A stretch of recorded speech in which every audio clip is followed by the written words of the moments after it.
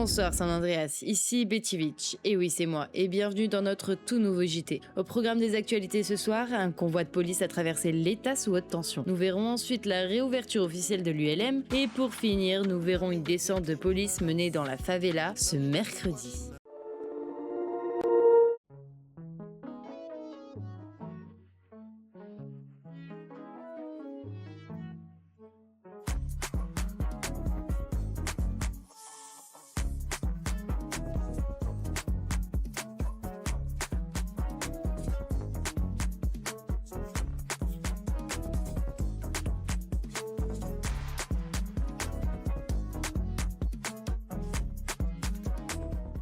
Effectivement, un convoi de police parti de Paleto en direction de l'aéroport sud a vécu une soirée particulièrement mouvementée avec pas moins de 4 prises d'otages successives sur son trajet. Entre braquage routier, négociations et même un mariage qui a tourné à la prise d'otages, les forces de l'ordre ont finalement réussi à mener le convoi jusqu'à destination. Une dernière intervention a toutefois donné lieu à une course-poursuite dont l'issue reste inconnue. Dans un tout autre registre, l'ULM a officiellement ouvert ses portes cette semaine. Ce nouveau lieu dédié à la musique affiche de grandes ambitions. L'établissement recherche actuellement des artistes et passionnés du secteur musical afin de développer ses futurs événements. Et pour finir cette édition, une importante opération de police a été menée ce mercredi dans la favela. Mobilisant une trentaine d'unités venues du nord et du sud, cette intervention visait à rappeler l'autorité des forces de l'ordre après plusieurs incidents récents, notamment des agressions, vols de matériel et prises d'otages de policiers. Nous retrouvons une interview exclusive des favelas.